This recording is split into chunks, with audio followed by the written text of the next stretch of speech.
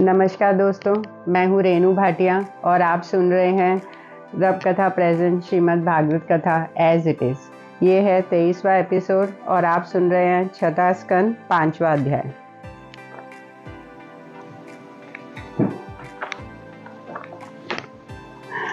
सुखदेव जी बोले, हे राजन, दक्ष की उसी स्त्री से जब 10,000 पुत्र हुए तब दक्ष ने उनका नाम हरेश्वर रखकर उनसे कहा कि पहले तुम लोग परमेश्वर का तप करके पीछे से संतान उत्पन्न करो। यह वचन सुनते ही वह 10,000 बालक पश्चिम दिशा में नारायण नामक तीर्थ पर जाकर जब परमेश्वर का तप व ध्यान करने लगे तब नारद मुनि ने दया करके उन लोगों को भवसागर पार उतरने का विचार करके उनसे कहा कि तुम लोग जानते हो कि सब जगत का उत्पन्न करने वाला एक पुरुष है, उसके समान दूसरा कोई नहीं हो सकता। सब जीवों में उसी का तेज का प्रकाश है, उसी की शक्ति से सब जीवों को चलने फिरने का सामर्थ्य होता है। महाप्रलय होने पर भी केवल वही अविनाशी पुरुष स्थिर रहता है। सो तुम लोग संसार किस तरह उत्पन्न करोगे? अभी तुम बालक हो। पृथ्वी के अंत और उस स्थान को जहाँ गया हुआ कोई नहीं फिरता तुमने नहीं देखा। भूरवंती स्त्री को जो नित्य नए पुरुष की इच्छा करती है तुम नहीं जानते। अव्यभिचारिणी स्त्री के पति को भी नहीं पहचानते। एक नदी के दोनों तरफ धाराएं बहती है, उसे भी तुम नहीं जानते। 25 मंत्र का जो ग्रह बना है वह एक हंसी जो है उसे भी तुमने नहीं देखा। चौकीदार के चक्र को भी तुम नहीं जानते। इसलिए इन सब बातों को विचार कर संसार को उत्पन्न करना और अपने पिता की आज्ञा भी रखना। जब नारद जी पहले के समान यह ज्ञान बतलाकर चले गए तब बालकों ने आपस में बैठकर अपने ज्ञान व उन सब बातों का यह अर्थ विचारा कि पृथ्वी जीव है और उसका उत्पन्न और उसका अंत मोक्ष है। जब तक उसको हम न जान लें तब तक सृष्टि की वृद्धि क्या करेंगे? वह पुरुष नारायण जी है, उनकी कृपा व दर्शन हुए बिना हम क्या कर सकते हैं? वह स्थान वैकुंठ है जहाँ गया हुआ फिर संसार में जन्म नहीं लेता। उसको देखे बिना हमसे क्या हो सकेगा? भूरवंती स्त्री को बुद्धि समझो, उसको एकचित किए बिना हम संसारी जीव कैसे उत्पन्न करेंगे? व्यभिचारिणी स्त्री का पुरुष जीव है जो वह संसारी माया में फंस गया है, उसको अलग किए बिना संसार हमसे नहीं उत्पन्न होता। दोनों तरफ बहने वाले नदियाँ माया को समझना चाहिए। जगत में एक मरता है तो दूसरा जन्म लेता है। एक घर में ढोल बजाकर हर्ष से लोग गाते हैं और दूसरे के यहाँ शोक व विलाप होता है। जब तक इस माया का भेद हमें न मालूम हो तब तक संसार हमें नहीं उत्पन्न हो सकता। 25 तत्वों से बना हुआ ये शरीर, इसमें परमेश्वर का प्रकाश है। इस ईश्वर को जाने बिना हमारा किया कुछ न होगा। हंस वेद शास्त्र को समझो, जिसका वचन बंधव व मोक्ष का बनाने वाला है। उसको जाने बिना हम जगत की उत्पत्ति नहीं कर सकते। चौकीदार का चक्र मृत्यु को जानना चाहिए, जो सब जगत का नाश करती है। उसको जाने बिना हमें सृष्टि बनाने का सामर्थ्य न होगी। इन सब बातों को विचार कर उन्होंने संसार का उत्पन्न करना उचित नहीं जाना। जब ज्ञान प्राप्त होने से उनका अंतकरण शुद्ध हो गया तब वह लोग फिरकर अपने घर पर आए। घर नहीं आए, परमहंस होकर जीवन मुक्त हो गए। जब बहुत दिन बीतने पर भी वह फिरकर नहीं आए तब दक्ष ने जाना कि नारद मुनि ने ज्ञान सिखलाकर उन्हें विरक्त कर दिया। ऐसा विचार कर दक्ष ने उसी स्त्री से 1000 बेटे और उत्पन्न करके सबल नाम रखकर उनसे कहा कि पहले परमेश्वर का तप करना, फिर संतान उत्पन्न करो। जब वे लोग भी उसी जगह जहाँ उनके भाई गए थे जाकर पहुँचे तब नारद मुनि ने वहाँ आकर उनको ऐसा ज्ञान बतलाया कि वह भी संसारी माया छोड़कर परमहंस हो गए। यह हाल सुनते ही दक्ष ने क्रोधावन होकर कहा कि नारद मुनि ने हमारे 11,000 बेटों को ज्ञान सिखलाकर विरक्त कर दिया। संसार में मनुष्य किस तरह अधिक होंगे? दक्ष इसी क्रोध में बैठे थे कि नारद जी उसी समय बीना बजाते हुए वहां आए। उनको देखते ही दक्ष ने बिना दंडवत किए हुए कहा, हे नारद मुनि, तुमने हमारे अज्ञान लड़कों को बहकाकर विरक्त कर दिया। मुझे बहकाओ तो मैं जानूं कि तुम बड़े ज्ञानी हो। परमेश्वर के पार्षदों में होकर तुमको हमारे साथ शत्रुता करना उचित नहीं। तुम केवल यति और वह सत्यवादी हो, वेद शास्त्र का धर्म नहीं जानते। मनुष्य को देव ऋण, पितृ ऋण, ऋषि ऋण, तीनों ऋण से अवश्य उऋण होना चाहिए। सो मेरे बालक अभी इन तीनों ऋणों से नहीं छूटे। तुमने किस वास्ते उनको ज्ञान सिखलाकर विरक्त कर दिया? क्या तुम स्त्री पुत्रादि का गृहस्थाश्रम में रहना अच्छा नहीं समझते? जो गृहस्थ शास्त्रानुसार अपना कर्म व धर्म रखे वह निसंदेह योगी व परमहंसों की गति को पहुंचता है। तुमने वेद शास्त्र का धर्म निषाद करना, इसलिए मैं परमेश्वर से चाहता हूँ कि तुम 2 घड़ी से अधिक एक जगह न रहो। कदाचित ठहरो तो तुम्हारा सिर दुखे। ऐसा शाप दक्ष ने नारद को दिया। नारद को भी शाप देने का सामर्थ्य थी, पर उन्होंने दक्ष को हरिभक्त जानकर कुछ शाप नहीं दिया, आनंद पूर्वक वहां से चले गए। तब दक्ष ने ब्रह्मा से जाकर कहा कि तुम्हारा पुत्र नारद मुनि हमारे बेटों को ज्ञान सिखलाकर विरक्त कर देता है, संसारी सृष्टि किस तरह बढ़ेगी? यह सुनकर ब्रह्मा जी बोले कि तुम कन्या उत्पन्न करो। उन्हें घर में रहने से नारद ज्ञान उपदेश नहीं दे सकेंगे। स्त्रियों को जल्दी ज्ञान नहीं प्राप्त होता, वह अपने अर्थ को अच्छा जानती है, उनसे संसारी जीव अधिक होंगे। 6वां अध्याय। सुखदेव जी बोले, हे राजन, फिर दक्ष ने ब्रह्मा जी के आज्ञा अनुसार उसी असिकी नाम की स्त्री से 60 कन्याएं उत्पन्न की। उनमें से 10 कन्याएं धर्म को, 27 चंद्रमा को, 17 कैश्यप को, 2 भूतों को, 2 अंगिरा ऋषिवर को, 2 कैश्यप प्रजापति को विवाह दिया। उन्हीं कन्याओं से बहुत जीव, देवता, मनुष्य, दैत्य, दानव, पशु, पक्षी उत्पन्न हुए। हम उन सब कन्याओं और उनकी संतानों का नाम संक्षेप में कहते हैं। धर्म के 10 स्त्रियों के नाम भानु, लांबा, कक्व, नाम जामी, विश्वा, संध्या, मृत्युवती, वसु, मुहूर्ता व संकल्पा था। भानु का बेटा ऋषभ उनसे इंद्रासन है। भानु का बेटा ऋषभ उनसे इंद्रासन। लंबा का पुत्र विद्युत उनमें मेघ। कक्व का बेटा संकट उनमें विकट और किकिट के किले के देवता उत्पन्न हुए। जामी का पुत्र स्वर्ग उनसे नंदप जन्मा। विश्वा का बेटा विश्वदेवा। संध्या का पुत्र संध्यागन उनसे अर्थ सिद्ध हुआ। मृत्युवती के बेटे इंद्र व उपेंद्र हुए। वसु के अष्टवसु देवता जन्मे। मुहूर्ता से मुहूर्तों के देवता। संकल्पा से पुत्र संकल्प, उनका काम नाम बेटा हुआ। स्वरूपा नाम भूत की एक स्त्री से गरुड़ और रुद्र उत्पन्न हुए। उनमें 11 रुद्र मुख्य हैं। श्वेत, अज, भव, भीम, वाम, उग्र, वृषाकपि, अजयपाद, अहिर्बुंध्य, महुरूप और महान। अंगिरा के सुधा नाम की स्त्री से पितर लोग उत्पन्न हुए। कशाशव प्रजापति के अरुचि नाम की स्त्री से धूम्रकेश पुत्र हुआ। चंद्रमा की स्त्रियों के नाम अश्विनी, भरणी, कृतिका, रोहिणी, मृगशिरा, आर्द्रा, पुनर्वसु, पुष्य, आश्लेषा, मघा, पूर्वा फाल्गुनी, उत्तरा फाल्गुनी, हस्त्र, चित्रा, स्वाति, विशाखा, अनुराधा, ज्येष्ठ, मूल, पूर्वाषाढ़, उत्तराषाढ़, श्रवण, घनिष्ठा, शतभिष, पूर्वा भाद्रपद, उत्तरा भाद्रपद, रेवती। ये 27 नक्षत्र हैं।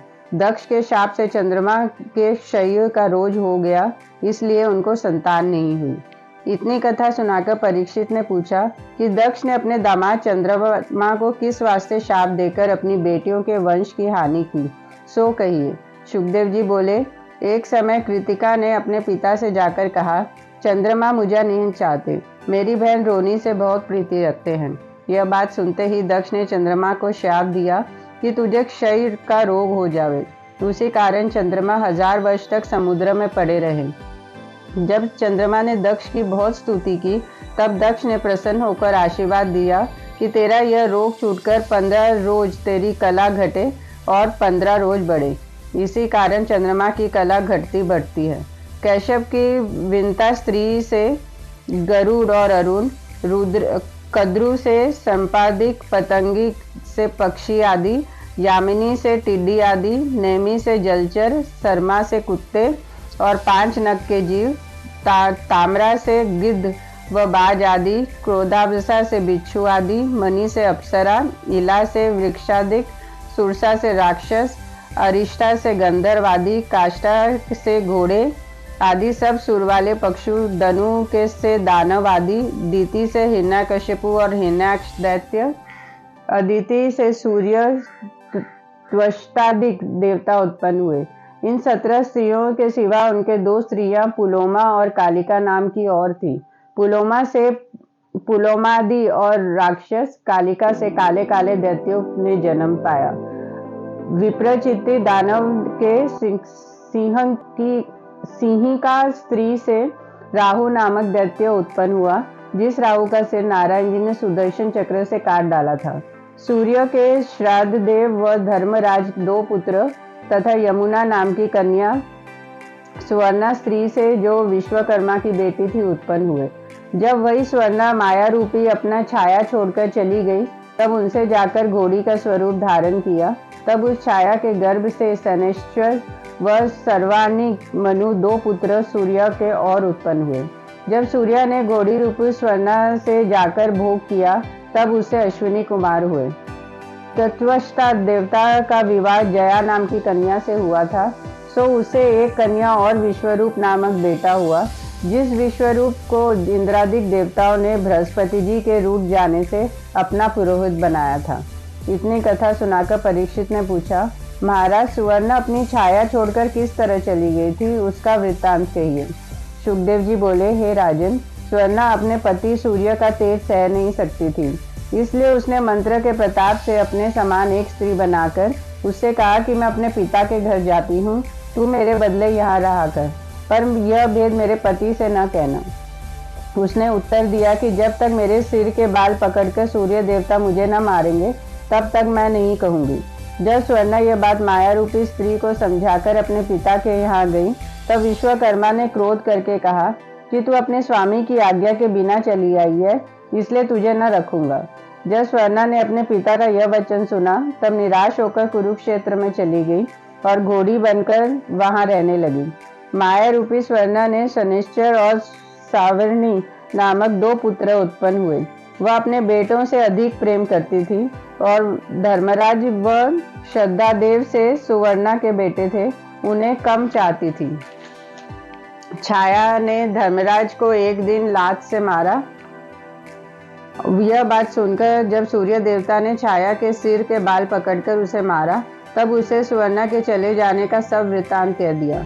यह समाचार सुनकर जब सूर्य देवता सुवर्णा को ढूंढते हुए कुरुक्षेत्र में पहुंचे और घोड़ा बनकर उससे भोग करना चाहा, तब घोड़ी रूपी स्वर्णा ने अपना मुख फेर लिया, इसलिए उसका वीर्य घोड़ी के गर्दन व नाक पर गिरा। सो गर्दन के बाल से अश्विनी और नाक से कुमार उत्पन्न हुए। हे राजा, इस तरह सुवर्णा अपनी छाया छोड़ गई थी। यह कथा सुनकर परीक्षित बहुत प्रसन्न हुए। 7वां अध्याय।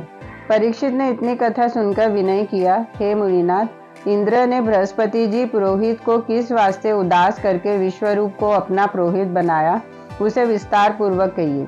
सुखदेव जी बोले, हे राजा, एक दिन इंद्र बड़े अहंकार से राजगद्दी पर बैठा था और बहुत से देवता, ऋषिवर, गंधर्व व किन्नर आदि उस सभा में वर्तमान थे।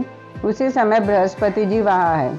इंद्र सदा उनका सम्मान करके अपनी गद्दी पर बैठता था। उस दिन अभिमान से उसने उसका आदर नहीं किया, इसलिए बृहस्पति रूठकर अपने घर चले गए। तब इंद्र ने बड़ा शोक करके कहा कि देखो, मुझसे बहुत बड़ी चूक हुई, जो मैंने राज्य व धन के मद में गुरु का निरादर किया।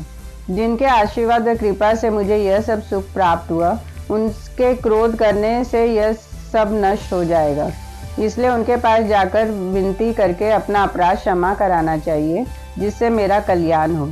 ऐसा विचार कर इंद्र उसी समय उसके घर गया। जब बृहस्पति जी ने अपने योग बल से जाना कि इंद्र यहाँ आते हैं, तब क्रोधावश उनसे भेंट करना उचित न जानकर अंतर्ध्यान हो गई। जब इंद्र ने बृहस्पति को घर पर न पाया, तब वहां से उदास होकर लौट आए। जब यह समाचार दैत्यों ने सुना, तब दैत्यों के राजा वर्ष पर्वा ने शुक्रा जी की आज्ञा से अपनी सेना लेकर इंद्रपुरी को घेर लिया। जब लड़ते समय देवताओं को बृहस्पति जी के रूठ जाने का कारण दैत्यों से हार मालूम हुई, तब उन्होंने ब्रह्मा जी के पास जाकर सब वृत्तांत कहा। ब्रह्मा जी बोले कि तुमसे यह बड़ा अपराध हुआ, जो अपने पुरोहित बृहस्पति जी का अपमान किया। तुम्हारा कल्याण इसी में है कि त्वष्टा ब्राह्मण का विश्वरूप नामक बेटा बड़ा तेजस्वी व ज्ञानी है, उसे अपना पुरोहित बनाओ और तुम्हारे वास्ते अच्छा होगा। यह वचन सुनते ही इंद्र ने त्वष्टा के पास जाकर हाथ जोड़कर विनय पूर्वक कहा कि मैं आपके पास भीख मांगने आया हूँ, सो आप दयालु होकर मेरे पुरोहित हो जाइए और ऐसा उपाय कीजिए जिससे हमारा राज्य बना रहे। त्वष्टा ने उत्तर दिया कि पुरोहित होने से तपोबल घट जाता है, पर तुम बहुत विनती करते हो, इसलिए मेरा बेटा विश्वरूप पुरोहित होकर तुम्हारा सहायता करेगा। विश्वरूप ने अपने पिता की आज्ञा अनुसार पुरोहित बनकर ऐसा यत्न किया कि हरि इच्छा से इंद्र वर्षों वर्ष को युद्ध से जीतकर अपने इंद्रासन पर स्थिर हुआ। 8वां अध्याय। परीक्षित ने इतनी कथा सुनकर पूछा, हे सुखदेव स्वामी, विश्वरूप की थोड़ी कृपा करने से इंद्र ने किस तरह दैत्यों को जीतकर अपना राज्य स्थिर रखा। सुखदेव जी बोले, हे राजन, विश्वरूप ने इंद्र को ऐसा नारायण कवच सिखला दिया जिस कवच का मंत्र पढ़कर अंग पर फूंक देने और वह कवच लिखकर भुजा पर बांधने से किसी शस्त्र का घाव नहीं लगता।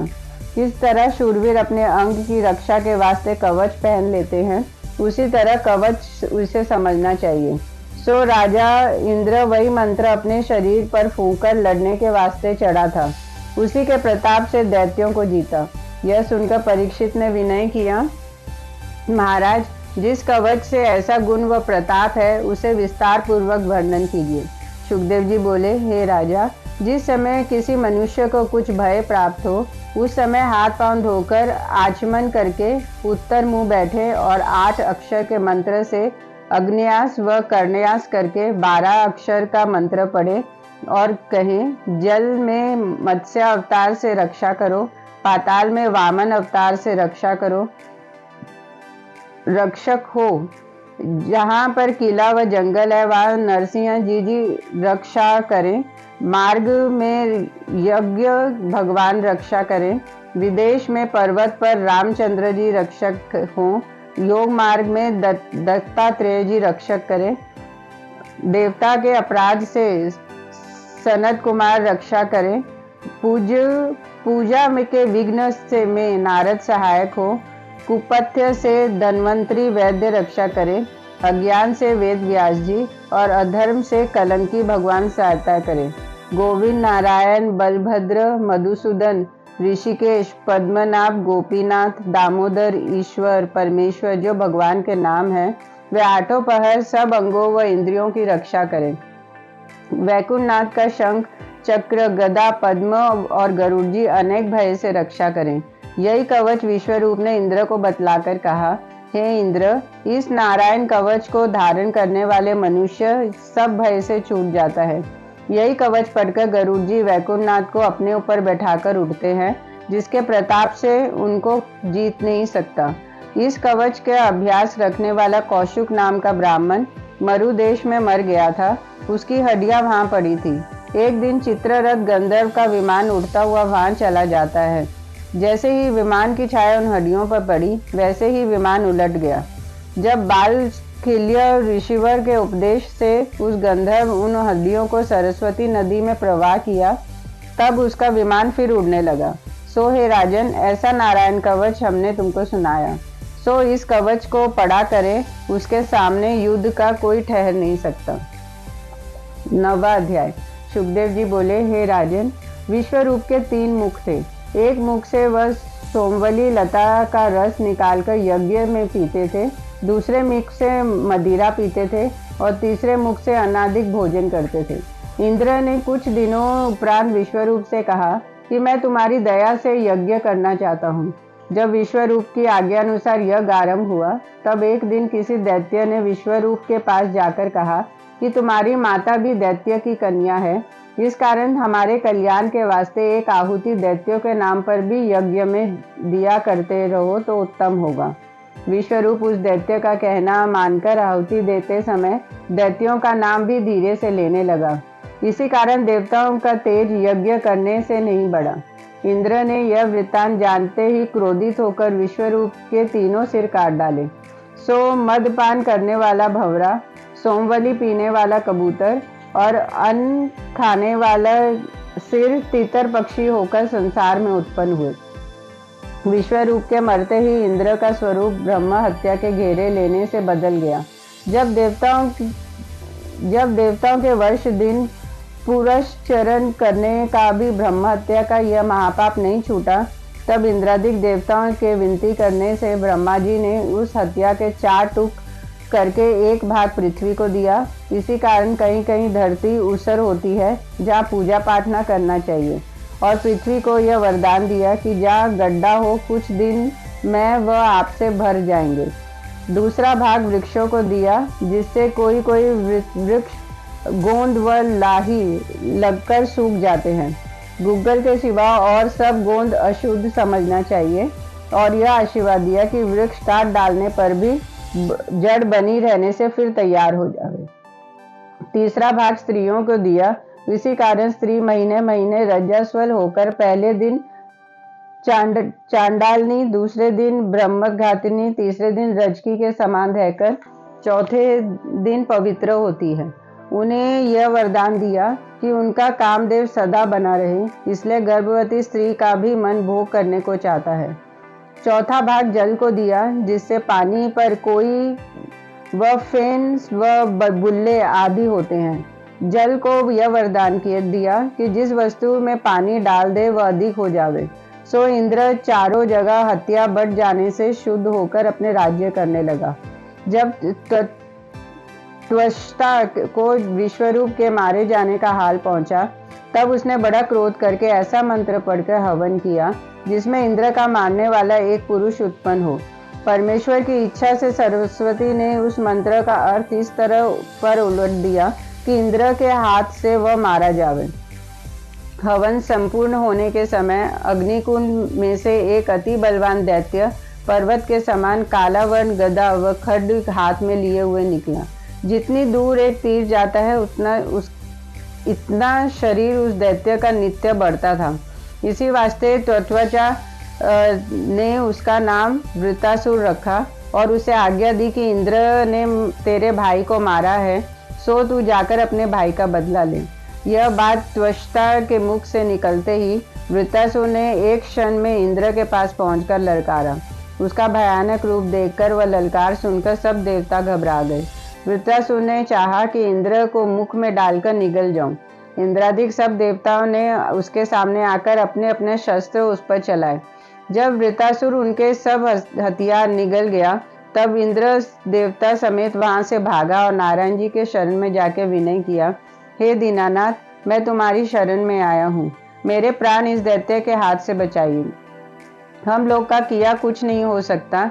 जिस तरह श्रावण भादों में कुत्ते की पूंछ पकड़कर मनुष्य गंगा पार नहीं हो सकता, उसी तरह हमारा भजन व स्मरण करने से कोई भवसागर पार नहीं उतरता। यह स्तुति सुनते ही परमेश्वर दीन दयालु ने इंद्रादिक देवता को अपना भक्त जानकर चतुर्भुजी मूर्ति से 16 पार्षद साथ लिए हुए उनको दर्शन दिया। इंद्रादिक देवता ने वैकुंठनाथ के देखते ही दंडवत करके इस प्रकार विनय की, महाराज, यज्ञ रूप आपको हम नमस्कार करते हैं। वेद व शास्त्र आपकी श्वासा से उत्पन्न होकर पर भी आपका आदि व अंत नहीं जान सकते। सो हम लोग नारायण वासुदेव रूप का दंडवत करते हैं। आपके जो करण कमल बड़े बड़े योगियों और परमहंसों के हृदय में 8 पहर रहते हैं, उन चरणों को हमारी दंडवत अंगीकार करो। मैं, हे भगवान दीनानाथ, सब देवता व मनुष्य तुम्हारे बनाए हुए हैं। वृतासुर के मारने के वास्ते कोई उपाय कीजिए, नहीं तो वह देवता और मनुष्यादिक सब जीवों को मार डालेगा। हम लोग तुम्हारे दास होकर ऐसे दुखी हैं कि वृतासुर के भय से आनंद पूर्वक निद्रा नहीं आती। अपने समय पर तुम्हारी कृपा से सब बढ़ते हैं। इस समय देवता को बढ़ाना चाहिए, सो उसके विपरीत वृतासुर बढ़ा है। हमें दीन व दुखी जानकर दयालु कीजिए, दयालु हो जाइए। यह वचन सुनकर नारायण जी बोले, हे इंद्र, तूने अज्ञानता से ब्राह्मण को मारा था, उसी का यह फल है। वृतासुर के शरीर पर कोई शस्त्र नहीं लग सकता। तुम लोग दधीची ऋषिवर की हड्डी, जिसके बहुत तप किया है, मांगकर उस हड्डी से वज्र बनाओ, तो उस तप के प्रताप से वह वज्र वृतासुर के अंग को काटेगा। ऐसा कहकर वैकुंठनाथ अंदर ध्यान हो गए। सुखदेव जी ने कहा, हे परीक्षित, इंद्र नारायण जी की वचन सुनते ही सब देवता समेत दधीची ऋषिवर के पास गया और दंडवत करके विनय किया, हम लोग आपके पास भिक्षा मांगने आए हैं, अपने कल्याण के लिए तुम्हारे शरीर का हार चाहते हैं। यह बात सुनकर ऋषि बोले, हे इंद्र, तुम अपने मन में विचार करो, थोड़ा सा दुख तनु पर पहुंचने से कैसा क्लेश होता है। इसलिए तुमको अपने अंग के समान दूसरे का भी समझना चाहिए। जिस तरह सब लोग अपना तनु प्यारा जानकर उसका सुख देने व मोटा करने के लिए अनेक यत्न करते हैं, उसी तरह मुझे भी अपना शरीर प्यारा है। इसलिए क्यों ऐसा दुख मुझे देने आए हो। इंद्र ने उत्तर दिया कि आप यह वचन सत्य कहते हैं, पर मैं नारायण जी की आज्ञानुसार हड्डी मांगने आया हूँ। जिस तरह हरा वृक्ष अपनी छाया व फल पुष्प से सब जीवों व पशु पक्षियों को सुख देता है, किसी की डाली काटने पर भी दुख नहीं मनाता, उसी तरह वैष्णव व ऋषिवर भी अपना शरीर केवल परोपकार के लिए समझते हैं। उनका तनु दूसरे के काम आवे तो देने से नहीं मुकरते। जब इंद्र ने ऐसा कहकर बहुत विनती की, तब ऋषि बोले, हे इंद्र, यह शरीर नारायण जी ने दिया है। कदाचित वह आप आकर ऐसा कहते तो भी मैं प्रसन्नता से न मानता, पर ऐसा समझकर तुम्हारा कहना मानता हूँ कि यह तनु सदा स्थिर न रहेगा। एक दिन अवश्य इसका नाश होगा। इससे और क्या उत्तम हो सकता है जो तुम्हारे काम आवे। मैं योगाभ्यास साधकर परमेश्वर के ध्यान में बैठता हूँ। तुम एक गाय लाकर मेरा शरीर चटाओ। जब शरीर का सब मांस चाटने के उपरांत केवल हड्डी रह जावे, तब उस हाड़ को लेकर अपना मनोरथ सिद्ध करना। पर मुझे तीर्थ स्नान करने की अभिलाषा है। तुम आज्ञा दो तो मैं तीर्थ स्नान कर आऊं, तब मैं शरीर की हड्डी लेना। देवताओं ने कहा कि हम इसी जगह सब तीर्थों का जल लाकर देते हैं, आप स्नान कर लीजिए। ऋषिवर ने कहा, बहुत अच्छा। देवताओं ने क्षण भर में सब तीर्थों का जल वहां ला दिया। जब ऋषिवर स्नान करने के उपरांत योगाभ्यास में अपना प्राण ब्रह्मांड में चढ़ाकर परमेश्वर के ध्यान में लीन हुए, तब इंद्र ने एक गाय मंगाकर नौन लगाकर उनका शरीर चटवाया। जब उस गाय ने सब मांस चाट लिया, केवल हड्डी रह गई, तब इंद्र ने वह हड्डी लेकर विश्वकर्मा को शस्त्र बनाने के लिए दिया। इतनी कथा सुनाकर शुकदेव जी बोले, हे राजन, देखो दधीची ऋषिवर को दाता समझकर राजा इंद्र भिखारी हो गया। इसलिए दाता का नाम सब लोग लेते हैं, सुव लालची का नाम कोई नहीं लेता। देना बहुत अच्छा होता है। जब विश्वकर्मा ने उस हड्डी का अति तेजवान वज्र नामक शस्त्र बना दिया, तब इंद्र उस वज्र को लेकर वृतासुर से लड़ने आया। वह दैत्य इंद्र को देखकर सोचने लगा, यह तो मेरे सामने से भाग गया था, आज न मालूम किस कारण से फिर लड़ने आया है। वृतासुर ने निमोची, द्विमबुर्दा व विप्रचिति आदि दैत्यों को अपने साथ लेकर देवताओं से बड़ा भारी युद्ध किया। जब गदा, तीर, तलवार, त्रिशूल, भ्रुशुंडी और आदि नवशस्त्र दैत्यों के टूट गए, तब वे लोग पर्वत और वृक्ष उखाड़कर मारने लगे। पर ईश्वर की दया से देवताओं ने दैत्य को मारकर हटा दिया। जब वृतासुर के साथी हार मानकर भागे और देवताओं ने उनके पीछे से खरीदा, तब वृतासुर के दैत्यों को भागते देखकर कहा, तुम लोग युद्ध से मत भागो, एक दिन अवश्य मरना है। मृत्यु के हाथ तो कोई नहीं बचेगा, सो घर में मरना उत्तम नहीं होता। दो तरह की मृत्यु को उत्तम समझना चाहिए, एक योगाभ्यास करके तनु छोड़ना और दूसरे युद्ध में सम्मुख मारा जाना। इसलिए तुम लोग फिर लड़ाई करो, भागना उचित नहीं है। 11वां अध्याय। शुकदेव जी बोले कि हे राजन, जब वृतासुर के समझाने पर भी बहुत से दैत्य भाग गए, तब वृतासुर ने बड़े क्रोध से ललकार कर कहा, हे इंद्र, भागे हुओं को मारना कोई शूरता नहीं होती। पहले मैंने सब देवताओं को जीतकर भगा दिया था, अब क्या हुआ जो मेरे साथी भागी जाते हैं। तुम खड़े हो, मैं अकेला सबको मारूंगा। जब सब देवता उसके ललकार सुनकर भय से पृथ्वी पर गिर पड़े, तब वृतासुर ने लातों से सबको इस तरह रौंद डाला जैसे कमल वन को हाथी रौंद डालता है। इंद्र ने देवताओं की यह दशा देखकर जैसे अपना गदा उस पर चलाई, वैसे ही वृतासुर उस गदा को छीनकर ऐरावत नदी के हाथी के मस्तक पर ऐसी मारी कि हाथी 60 पग पीछे हट गया। तब इंद्र ने अमृत लगाकर उसका घाव अच्छा कर दिया।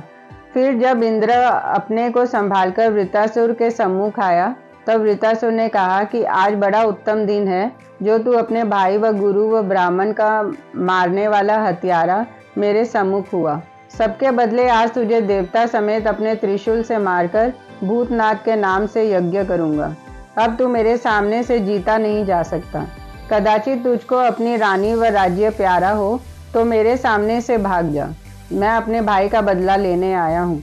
तुझको मारने से मुझे संसार से कोई यश नहीं मिलेगा और कदाचित तूने मुझको मार डाला तो मैं तुरंत परमेश्वर के चरणों के पास पहुंच जाऊंगा और यहाँ राज्य करने से बढ़कर वहाँ अति सुख पाऊंगा। जिस तरह पक्षी का बच्चा पंख के बिना उड़ नहीं सकता, दूध पीने वाला बालक व बछड़ा अपनी माता के भरोसे रहता है और पतिव्रता स्त्री अपनी स्वामी के अधीन रहती है, उसी तरह मैं श्याम सुंदर के चरणों का ध्यान रखता हूँ। इसलिए मुझे इंद्रासन लेने और राज्य करने से बढ़कर हमारे जाने में अति आनंद है।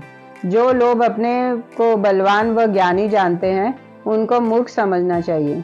परमेश्वर सब बातों के मालिक हैं। यह बात कहकर वृतासुर ईश्वर के चरणों का ध्यान करने लगा। ओम शांति शांति शांति।